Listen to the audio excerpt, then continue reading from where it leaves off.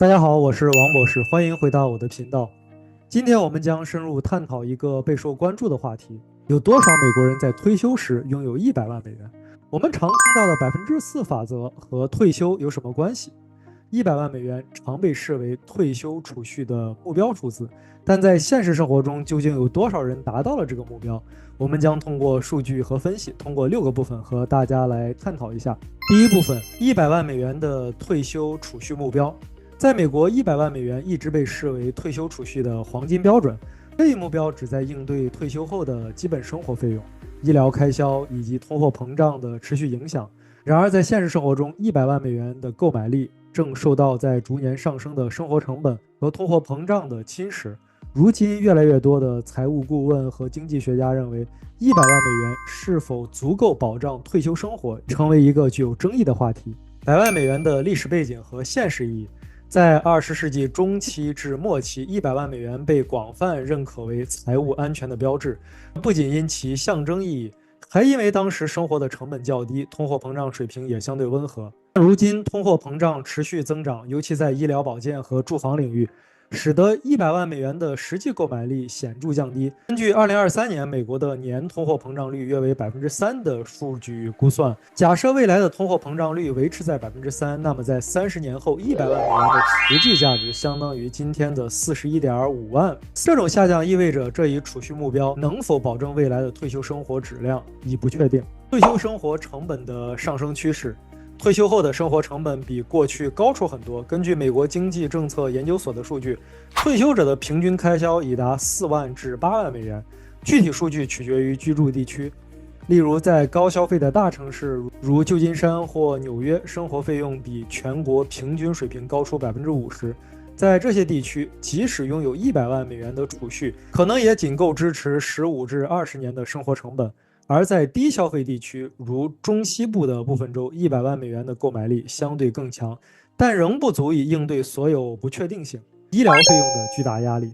退休后，医疗支出往往是最不可预测的成本之一。根据美国退休人员协会 AARP 的估算，一对65岁的退休夫妻需要为其余生准备至少30万美元的医疗费用，这还不包括长期护理或特殊医疗需求等额外成本。这些费用的不断增加对退休储蓄提出了更高要求，也使得100万美元的储蓄目标显得不足，尤其是在面临健康风险时。第二部分，美国人的退休储蓄现状。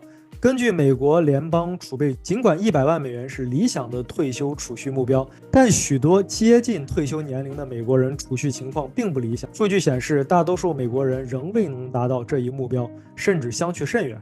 退休账户的平均储蓄额和中位数。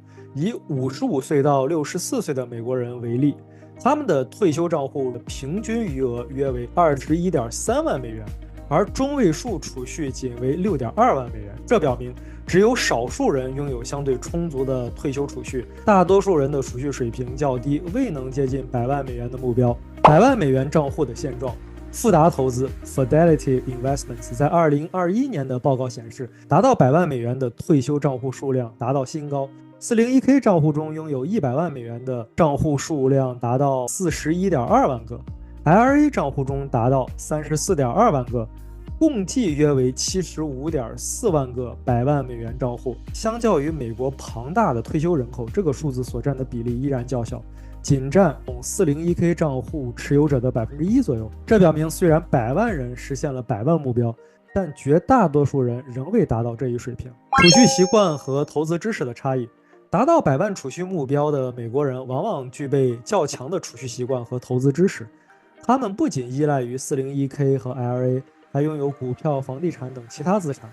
高收入人群由于薪资较高，更容易实现这一目标，而低收入群体在生活开支的压迫下，储蓄和投资能力相对有限。这里需要提到，高收入并不等同于高净资产，而低收入也未必无法获得高净资产。尽管高收入提供了更多的资金来源，但如果缺乏良好的储蓄和投资习惯，许多高收入者可能会因为高消费或奢侈的生活方式削减净资产，甚至因债务负担而限制财富增长。相反，低收入者即使起点较低的，也可以逐步积累财富，利用复利效益、定期投资，在时间的积累下能够带来显著的收益。此外，低收入者也可以通过税收优惠账户、和多元化资产分配，提升财务稳定性。这表明财富积累的关键在于财务规划和纪律，而不仅仅取决于收入的高低。即使在高收入群体中，真正拥有100万美元储蓄的仍是少数，更多数人还需要额外资产来填补退休储蓄缺口。当然，这里不能忽视其他资产的作用。在100万美元的储蓄目标讨论中，我们常提到的退休储蓄数据主要来源于 401k 和 IRA 等合格的退休账户。但许多人在退休时还拥有其他重要资产，这些资产同样影响着退休的财务保障水平。比如房产净值，对许多美国人而言，房产是其资产组合中最重要的一部分，尤其是长期拥有房屋的退休者。房产净值可以通过出售、出租或反向抵押贷款转化为可用资金，从而补充储蓄。房产净值的变现方式为那些退休账户储蓄不足的家庭提供了额外的资金来源。现金储备，一些美国人会将部分资金放入银行储蓄账户，以确保退休后有流动性较强的资金来应对紧急情况。这些现金储备通常不属于合格的退休账户，因此不享有税收优惠，但能为退休生活提供短期保障。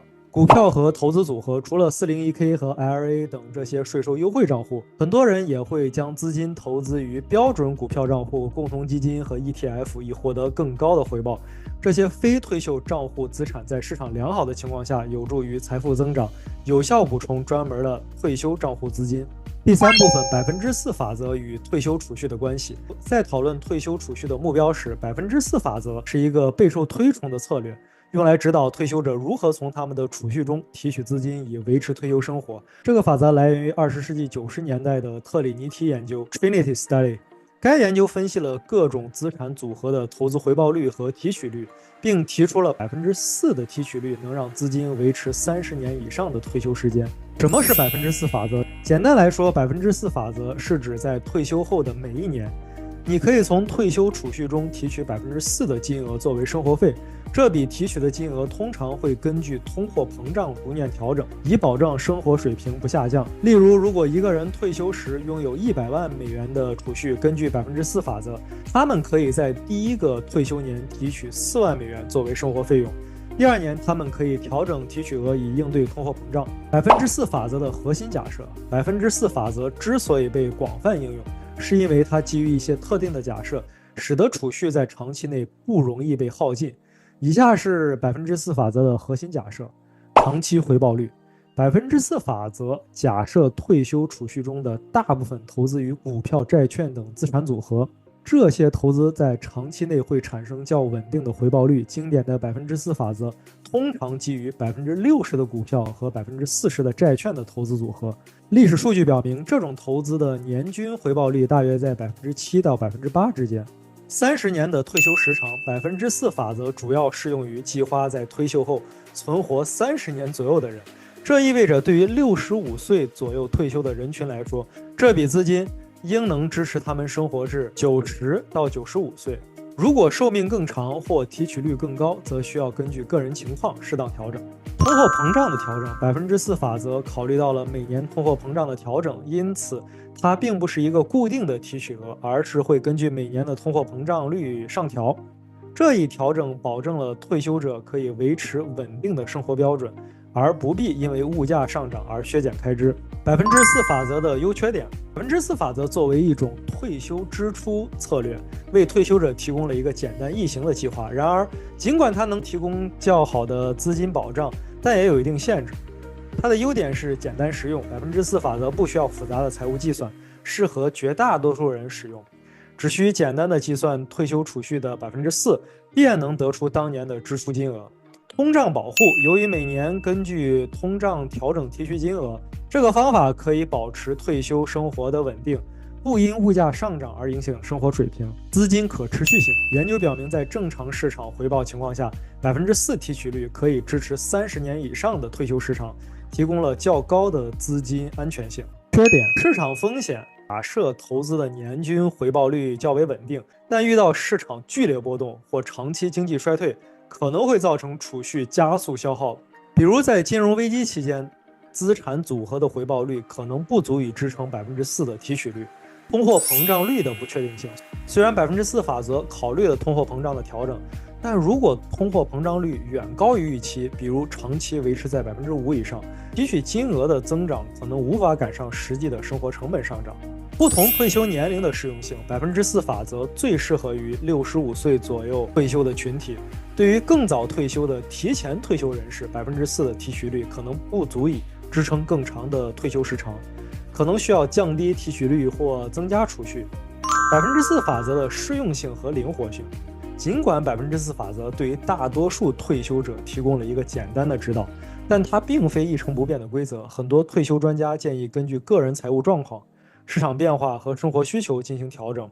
例如，根据市场状况调整提取率，如果遇到股市不佳的年份，可以将提取率暂时降低，以便让投资组合有机会恢复增长。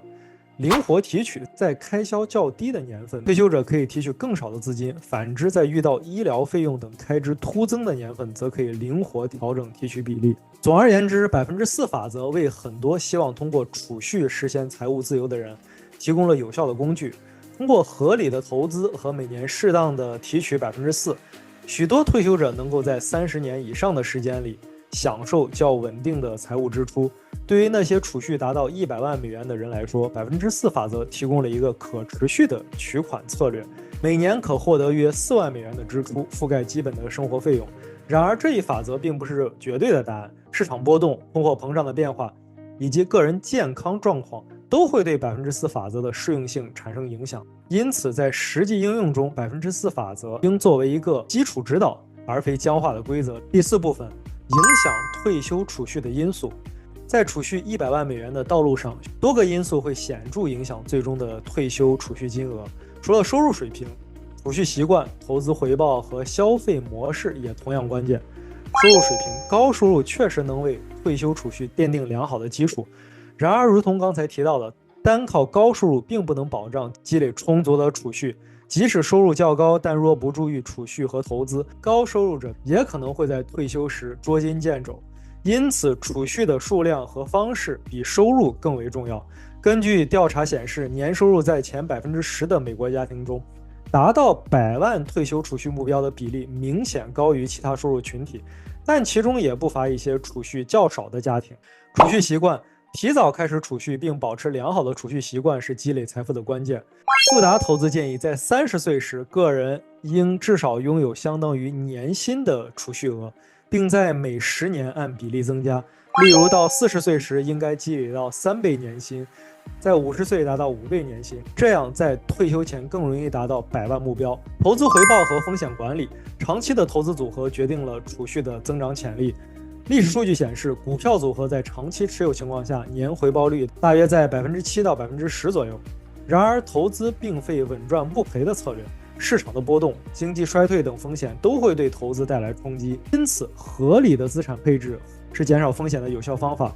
例如，较年轻的投资者可选择高回报的股票，而即将退休的投资者可偏向低风险的债券和固定收益类资产。支出控制，养成良好的消费习惯和节制的生活方式，可以为储蓄提供更多的空间。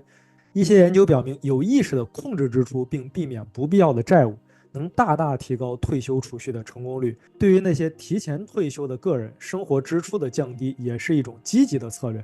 例如，选择生活成本较低的地方定居。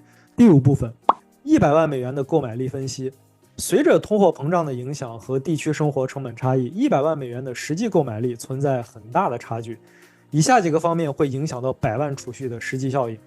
生活成本差异，美国各州的生活成本差异明显。根据美国人寿保险指南的报道，100万美元的储蓄在夏威夷这种高消费的州只能维持约11年11个月，而在低消费的密西西比州则可以维持约25年。东海岸和西海岸的生活成本较高，包括住房、食品和交通等方面的开销高于全国平均水平。这意味着在这些地区，即使拥有100万储蓄，也需要更精打细算才能满足长期生活要求。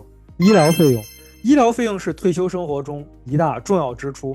就像之前提到的，根据美国退休人员协会 AARP 的数据，一对65岁的退休夫妻在整个退休期间大约需要30万美元来支付医疗费用，这还不包括长期护理和特定药物的费用。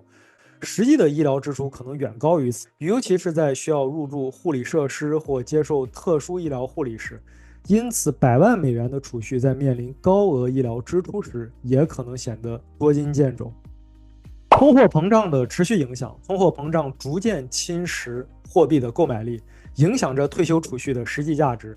在10年内，100万美元的实际价值相当于今天的约73万美元。